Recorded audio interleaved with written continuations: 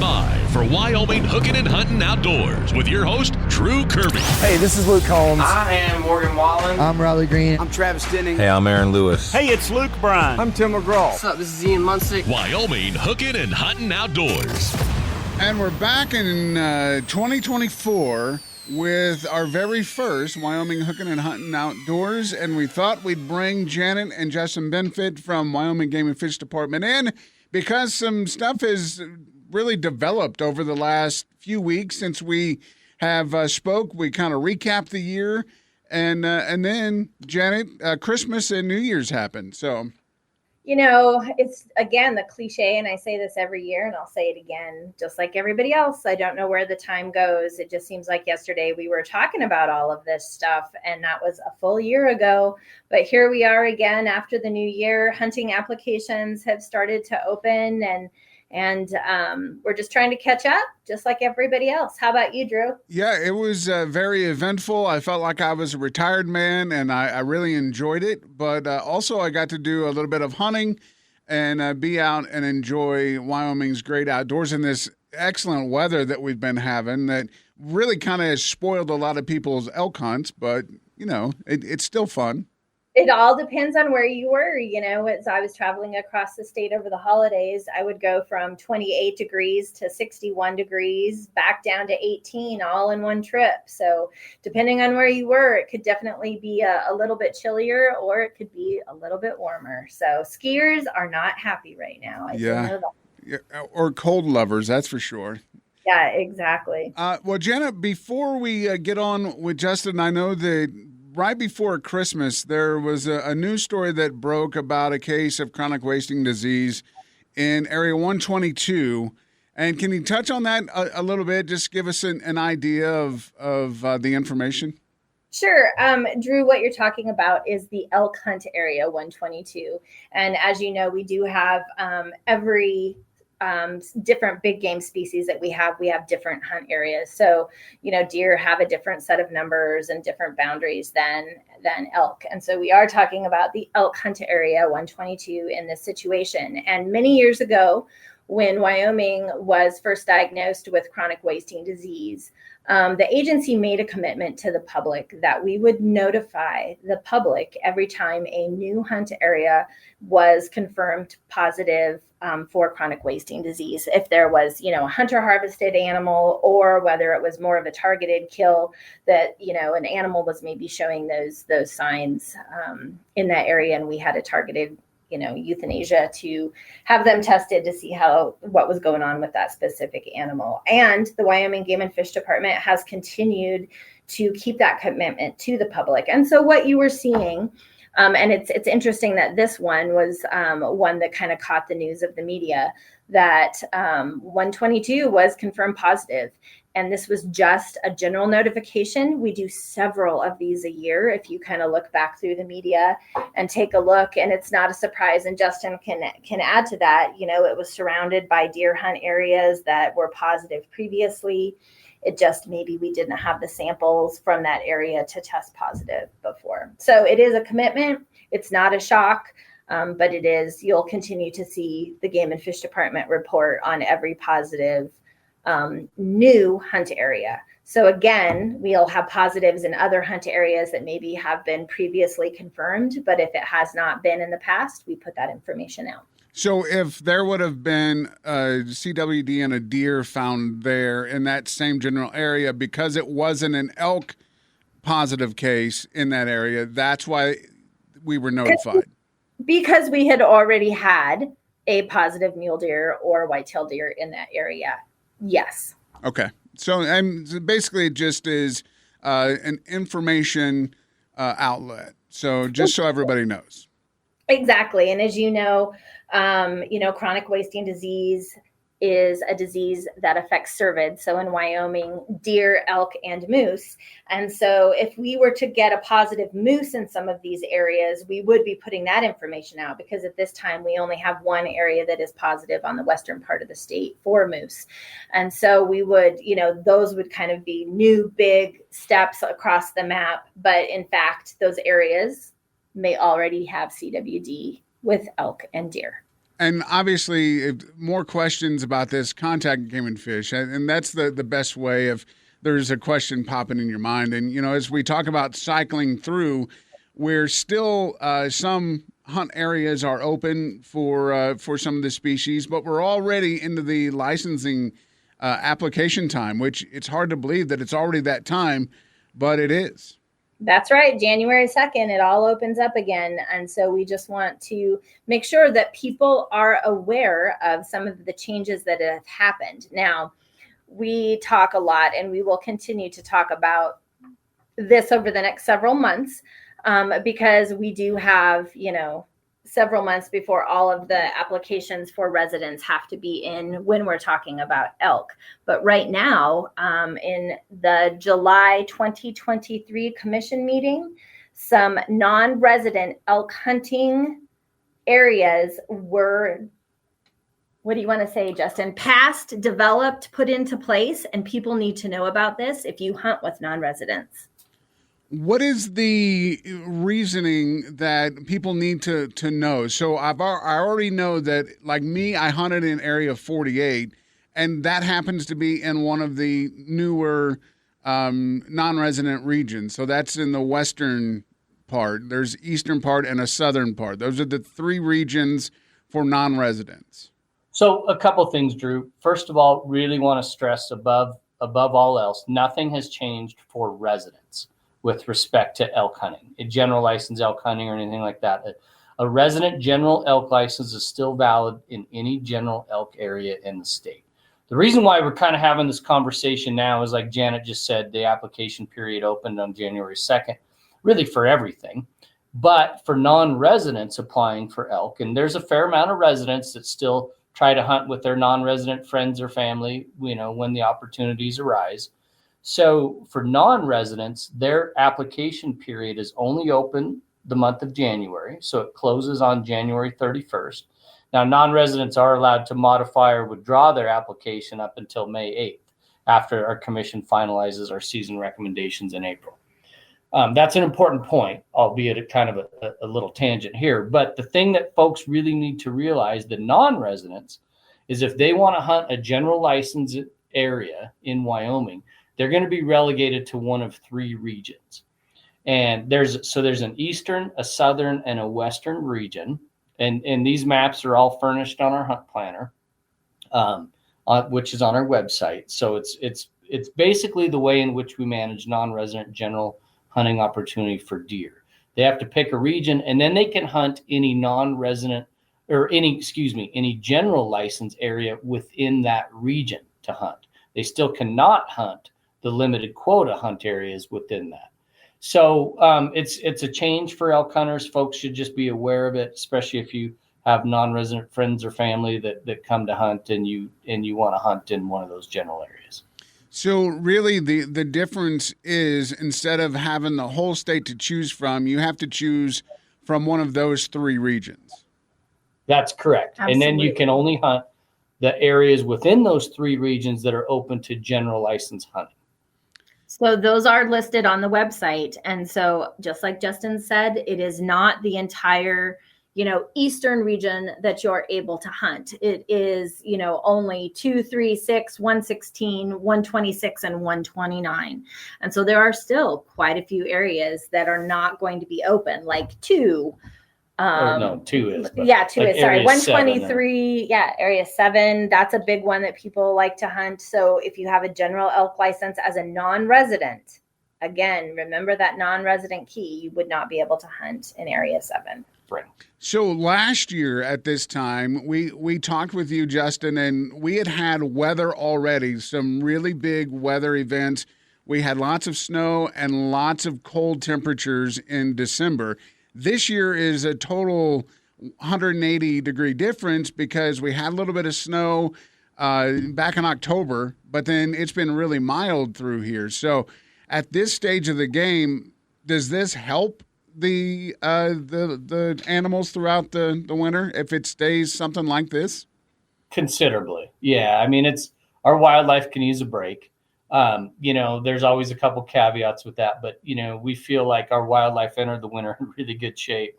you have an exceptionally mild. I mean, it's not even winter really by Wyoming standards. So it's so mild. We predict that overwinter survival as of now, and I'm knocking on wood for our radio audience here, things can change.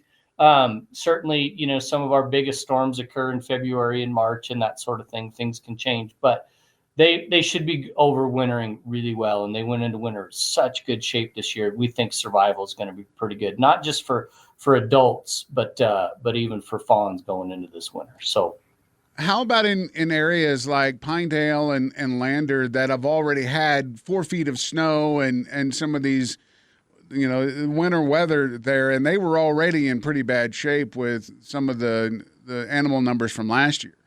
Well, just as a good example. So we've had, you know, both the Game and Fish in collaboration with University of Wyoming folks have had long-running research project going on in mule deer over in the western part of the state. And, you know, to make a long story short, they've been capturing those deer twice a year, measuring body fat, both going into the winter and then in the spring coming out of the winter. This year, with the extraordinary losses experienced last year, there's so many less mouths on the landscape, coupled with an extremely wet winter and summer this last year that was phenomenal for forage production. The deer that they measured this year going into it were the fattest deer by far that they've ever measured over the past decade plus of researching this deer. So it's just another indication that animals went into this winter in really good shape. And although like the Lander area and Pinedale, they've had a little bit more winter than us for sure. By relative to normal, it's still pretty darn mild in the state. So, but Drew, with that being said, that doesn't mean we're going to increase numbers. That doesn't mean we're going to decrease numbers. You know, all of that depends on what the data is collected over the next couple months and what the models show. So just keep that in mind. Things are looking fantastic, but that doesn't mean that there will be more licenses for folks to apply for. Yeah, I mean, we, you know, in a lot of cases with respect to where our deer and antelope herds are around the state, we need to dig out of this hole for multiple years. So while it's a little bit of good news, it's nice to have a little mild winter. We still need some moisture this coming later in the winter and spring to get us through next year. So there's a lot that's still to be determined, and yeah, we're a ways before we really start ramping license issuance back up. Oh yes. All right. Well, make sure to go to wgfd.wyow.gov. If you have a hunt plan for this year, use the hunt planner, and if you have non-residents, they need to get on the ball if they want to get in and hunt here in Wyoming. So, as always, great information, Justin and Janet. We appreciate it. Thanks, Drew. Thanks, Drew. It's Wyoming Hookin and Huntin Outdoors. It's Drew and Brian Woodward from Rocky Mountain Discount Sports, and we've made it into 2024, Brian, and boy, we're getting close to the first ice fishing derbies of the year. Yeah, we hopefully it looks like Glendo Derby may still go off, so we will have tickets here available this week. We're just waiting for the final thumbs up from the guys down there to make sure that ice conditions are good enough to support the crews down there. But if it goes off, then the Glendo tournament this next the 13th and 14th is going to be good, and then the following weekend up at Boise, the Winter Festival, the 19th, 20th, and 21st. So we'll have. I don't think we'll have the Boise tickets available here at the store. They'll have them at the Riverton location generally. And you can also get them at the Boise Marina and maybe even the Fast Lane over there. But we got lots of different events coming up over the next month, including the Hog Derby on the 2nd and 3rd up at Pathfinder. So yeah, we've if nothing else, it's just good to get the kids out and let them run around. Yeah, right. Well, and the weather could change at the drop of a hat. We know that we like to try to trust the weather forecasters, but Mother Nature does her own thing a lot of times. So when you're heading out, make sure that you have everything that you need to be safe, especially if you're taking those kids, because the last thing you want to do is hear a kid whining about being cold.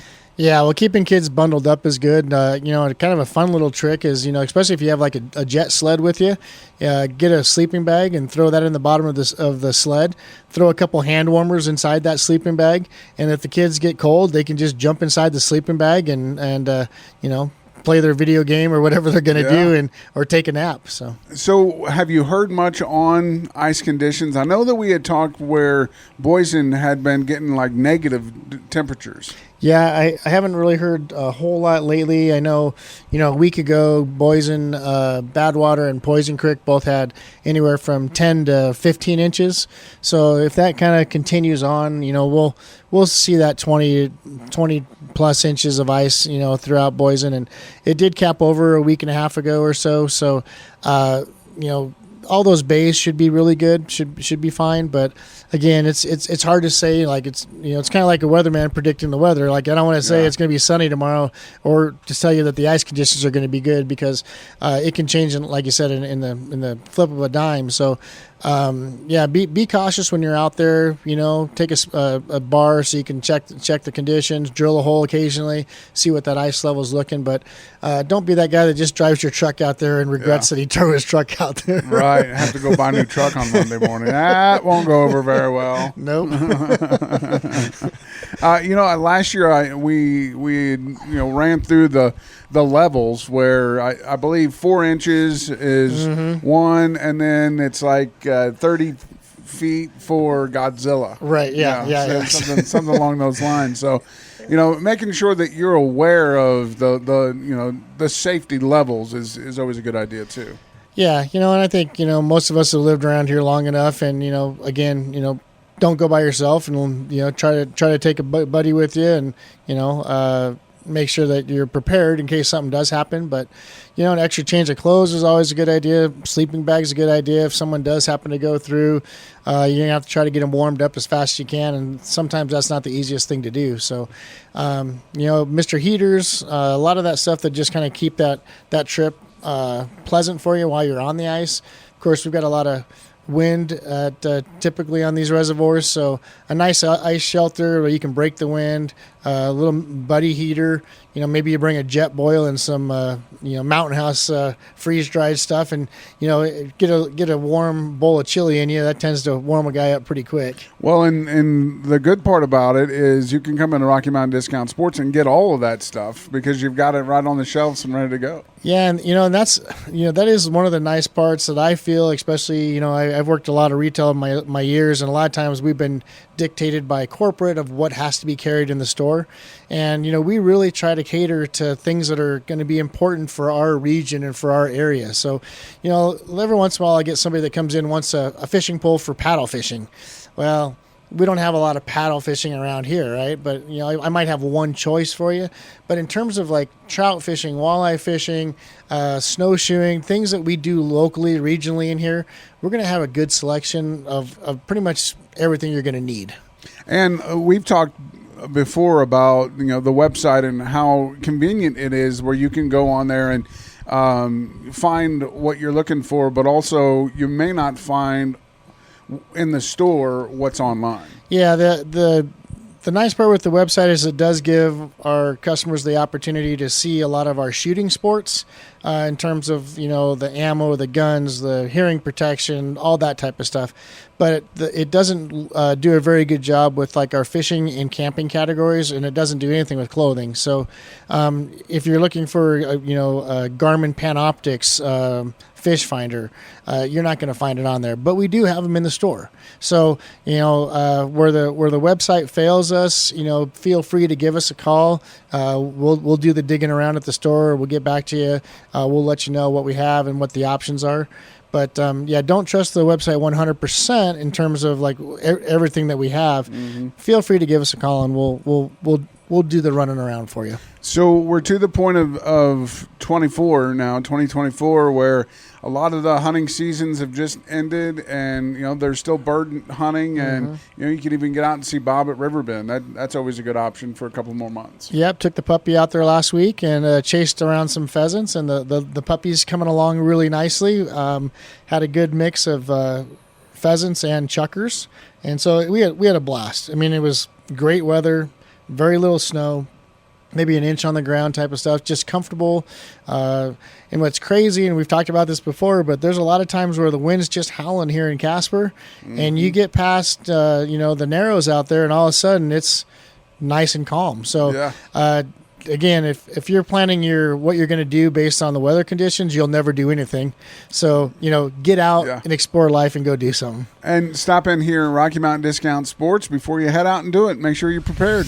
It's Wyoming Hookin and Huntin Outdoors. And welcome back to Wyoming Hookin and Huntin Outdoors. My name is Drew, and per usual, we have all kinds of fun events that are starting to happen here around the Casper region.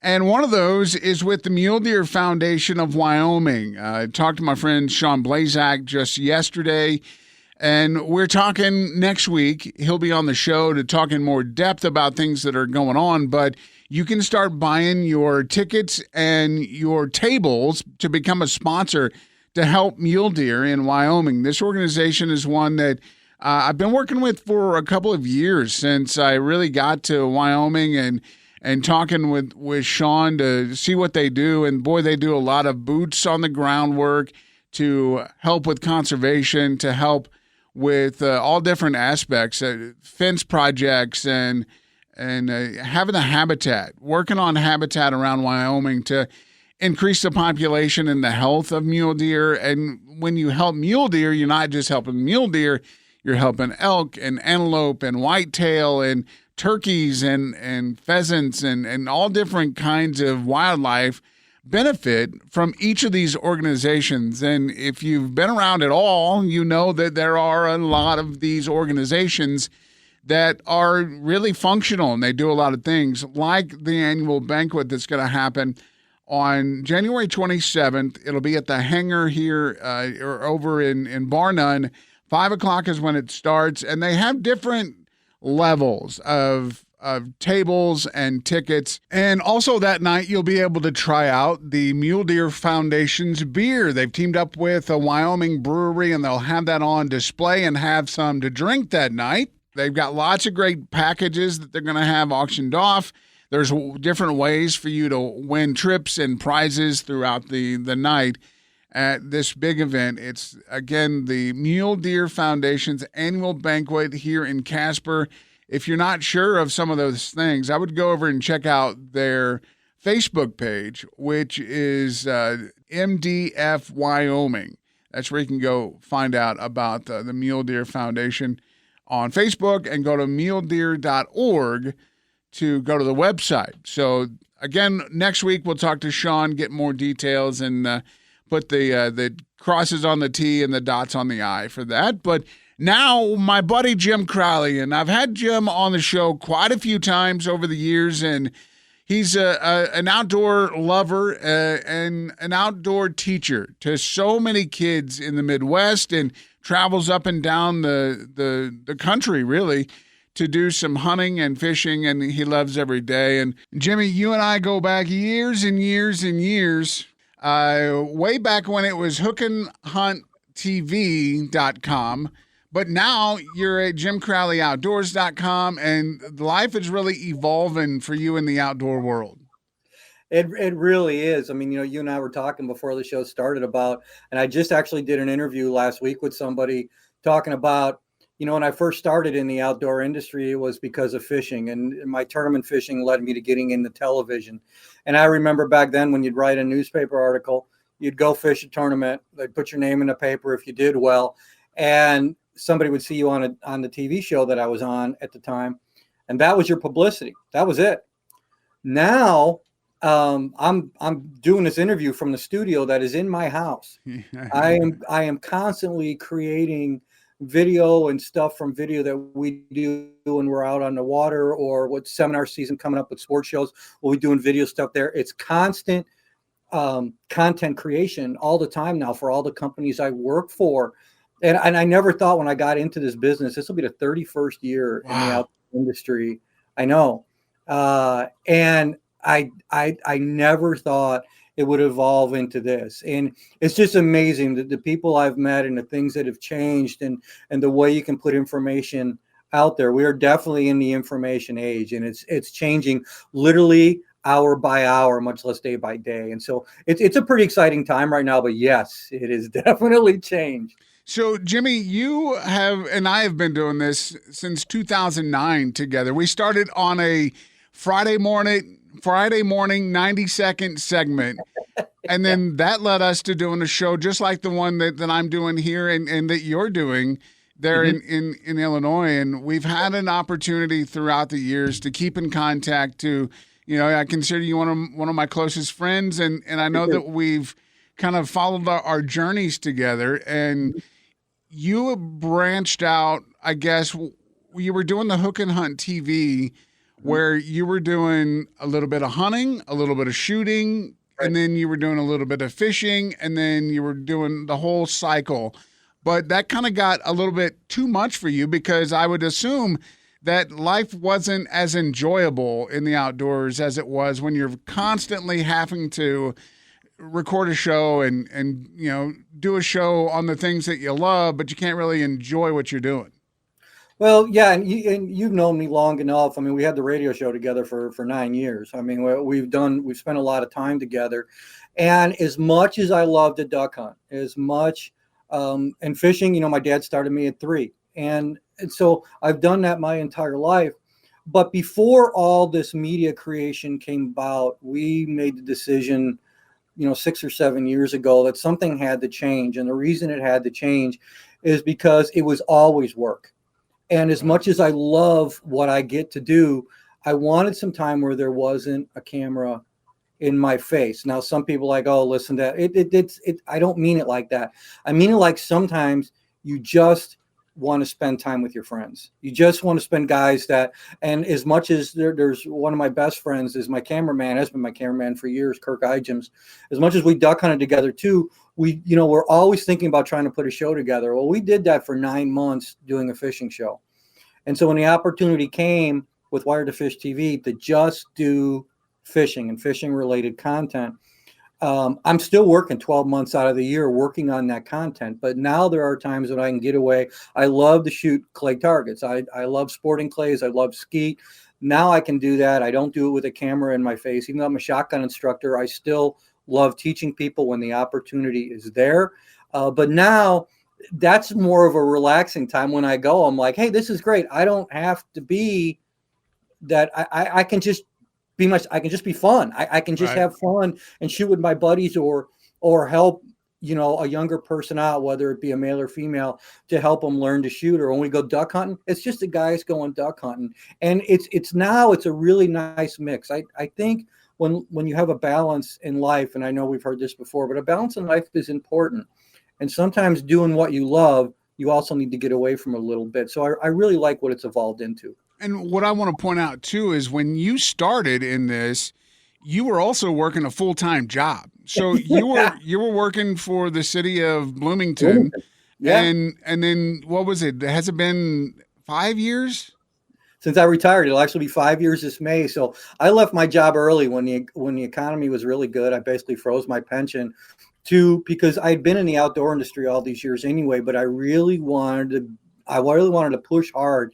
I saw a lot of this stuff, a lot more of this stuff coming with the opportunities I think I would have if I could do it full time. And being blessed to have the job that I did, I literally, this is how I do it. I think you and I have talked about this before. I literally prayed and I asked God, should I do this? I really wanted to have that feeling. And I've got the overwhelming feeling, do this. I got you.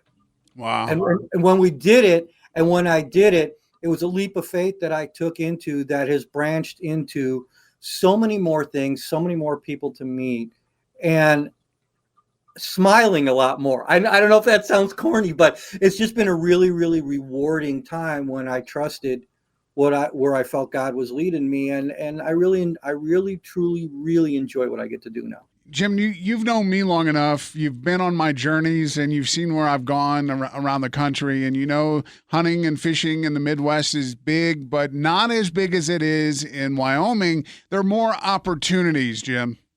Yeah, I mean, just watching you, and I could tell there are places where you landed. We're not going to mention those, where I had a feeling it wasn't a very good fit for you. Right.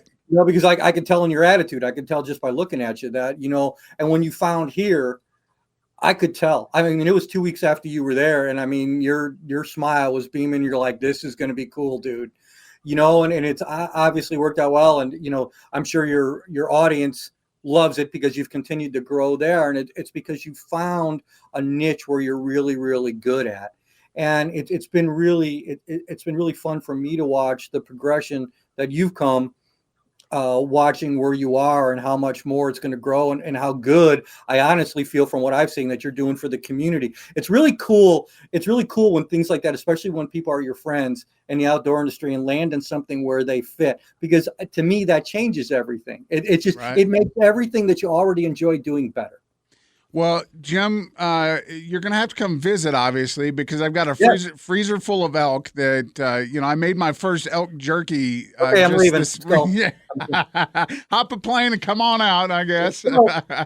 But so when you go, and I know that you do a lot of catch and release because you catch a lot of fish for the show or whatever, but you still love to eat the duck and the wild game. Have you found something that really has triggered your palate where you're like, oh my gosh, I've got to get some of this so that I can crave or cure that crave? Yeah, and your listeners are going to go nuts when I tell you what one of my favorite things is, because it's on everybody's lease list, and that's geese. Oh, yeah. I really like goose, and what we do is we take the breast out, and then I put them in a crock pot, and we just have a recipe we do with pepperoncini peppers, and I make some of the best Italian beef out of that goose meat, or barbecue beef, whatever you'd want, in that cooker. And I look forward to when I get a big goose, because it is. And once you add those pepperoncini peppers in there, you put a couple of Bat's beers in there. I am telling you right now, you will have some of the best Italian beef or barbecue beef. And I've even done that with snow geese. And I mean, I can literally almost see people going, "You eat that?" If you haven't tried it, knock it off. It's great. It's funny, Jim, because every guy that I goose hunt with, I can see them snarl their nose right now. Well, until you've hunted them enough, like we used to too. And I've got buddies of mine that I've got one of my best friends is a master decoy carver. He's hunted all over, the country and other places too, throughout the world. And he's just like, I'm telling you, he goes, there still is nothing as great when you know how to do it. And it's not very hard. It's very simple. We did a ton of videos on it years ago, but everybody, it's because of what they hear, not always what they know. Right. And that is one of the best things about wild game is once you know. I no longer spend time trying to convince people. I just go, you know what? You're missing out. Yeah. Elk, like what you have, is phenomenal. One of my absolute favorites. So is moose, and so is bear. And I can see people right now going, bear? Really? Yeah.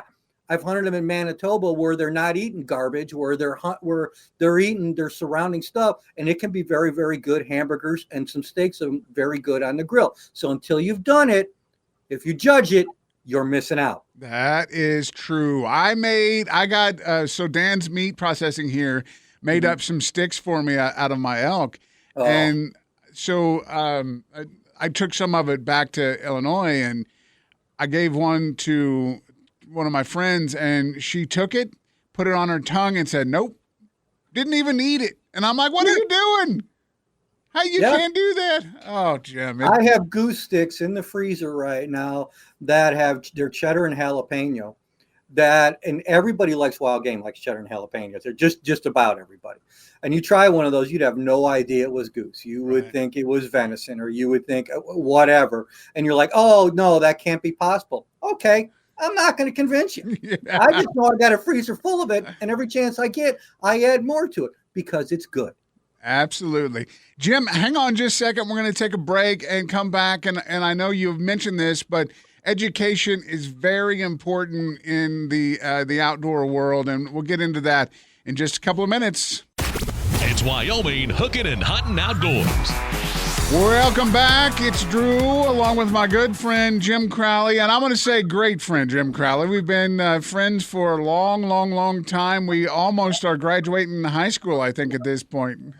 It's been that long that we're born and out of school already. So yeah, that and you just must be a glutton of punishment for keep contacting me. I don't know. There must be a mental disorder for both of us. I don't know. Well, Jim, I'll tell you one thing from the very first time that we talked is you love the education of not only fishing but the outdoors in general. Shooting and gun safety is all a big part of your motive.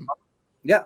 Yeah, years ago, I got to be a certified shotgun instructor through the state of Illinois because I really like shotgunning. That's what I like. I know how to shoot other firearms, but I really do like, I really, really do like shotgunning. And it was fun. There were several years we were teaching Boy Scouts and Girl Scouts, and quite a bit. There was about 3 or 4 summers there where we did it quite a bit. Illinois obviously is horrible when it comes to education, absolutely horrible. And so we really had to strive to work for that. And I've seen some of those students that we had years ago in the past and said they still look back, remembering they had so much fun. And some of the things we would talk to them about safety still dings in their head because we made it stick. Education will always be one of the number one keys to success.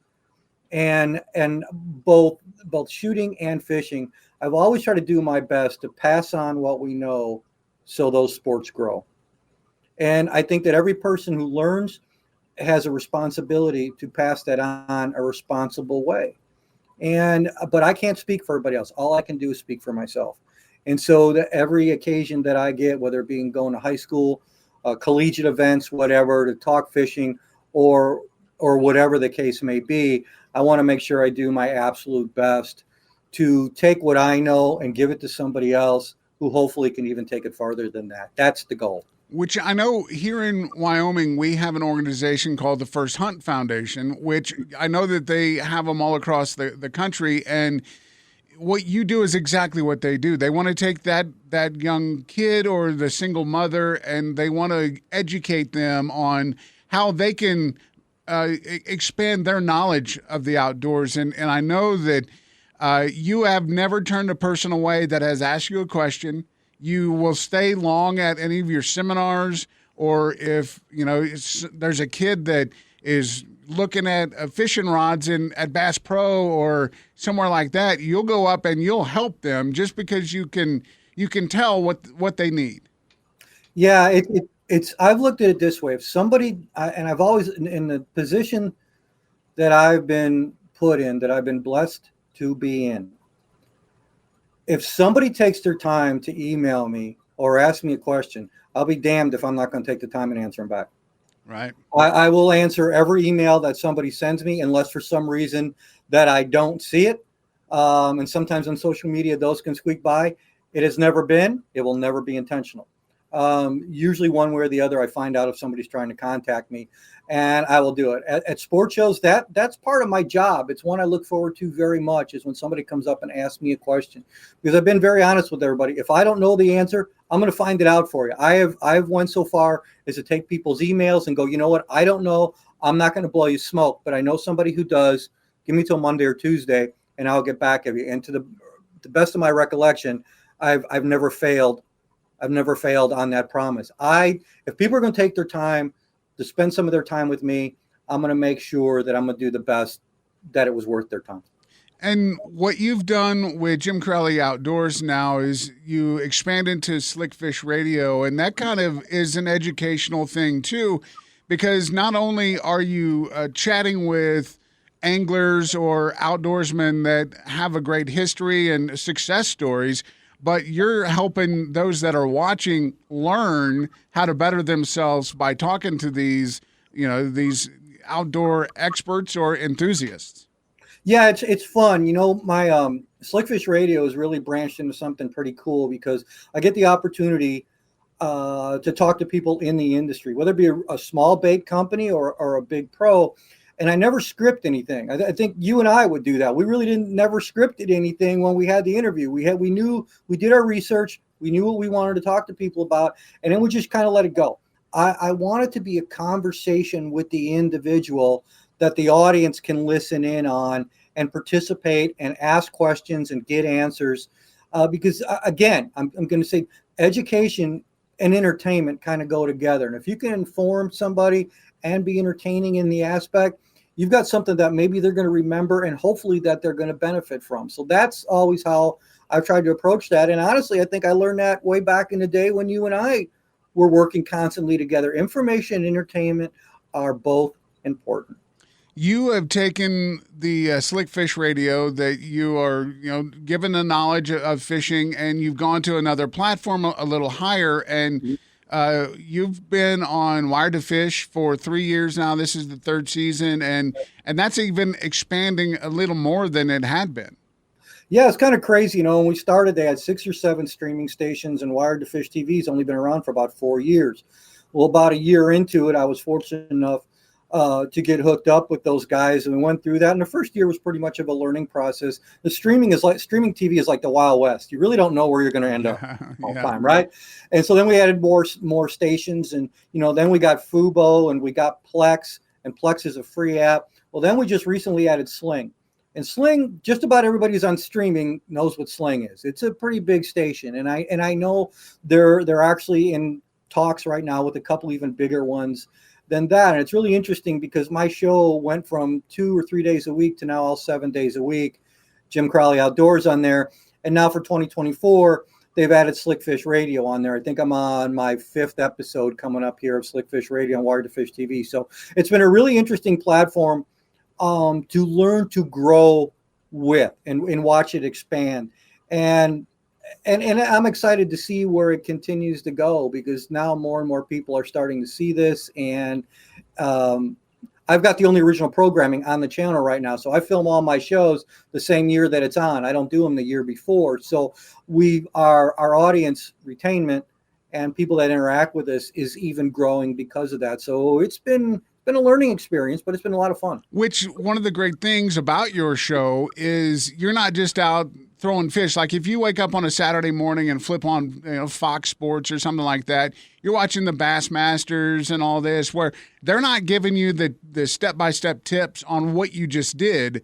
But that's what you're doing on Jim Crowley Outdoors, is you're always educating. Yeah, and we did one last night on YouTube about how to make some of your own lures. And that's one thing that we really do on the show a lot, is we show you how to make lures. All the rods I fish with, I've made myself. And it's almost like it sounds funny, but it's a DIY fishing show. Yeah. And so we add everything from drone overshots to underwater stuff. This year, we're going to be adding more of the electronics in there, like Humminbird 360. And so people are going to be able to see the drone shots from above, what we're literally fishing with the big screen in front of us. And then we'll see the underwater stuff of not only how the lure reacts, but the fish as well in certain instances. What I wanted to do in the half hour that we have in that show, anybody can watch anybody catch fish. Anybody can go out and catch fish. What we want to do is we've always wanted to try to show you the experience, and hopefully you can take what we're doing, like it or not, and make yourself a better angler because of it. That has always been the goal of Jim Crowley Outdoors. And this year, I feel we're going to be able to expand on it even more. So that to me is exciting. That is amazing. And maybe we'll get you out here to do some fishing, Jim. Okay. Yeah. Like I've ever turned down a fishing invitation. Go to JimCrowleyOutdoors.com. You can follow him all over social media, Jim Crowley Outdoors. And buddy, it's always nice to talk to you, and I can't wait to see how big Jim Crowley Outdoors gets in 2024 and spreads across the world. Well, I love to be with my favorite radio host on 95.5, man. I mean, I was looking forward to this today because I knew me and you were going to be talking, and so I hope your listeners got some great information out of this, and I always look forward to talking with you. And in this new year, I truly wish you the very best, my friend. God bless you and all your listeners. I always appreciate the opportunity to spend a little time with you. And that's going to do it for another week of Wyoming Hookin Huntin Outdoors, presented by Rocky Mountain Discount Sports and Brooks Companies. If you missed any of this show or previous shows, you can go to the radio station's app and listen 24/7 on demand. Have a great week. We'll have another show next week. Wyoming Hookin Huntin Outdoors. Wyoming Hookin Huntin Outdoors with Drew Kirby. If you have a question, want to make a comment, or have an idea for a show topic, message us on the My Country mobile app. Wyoming Hookin Huntin Outdoors.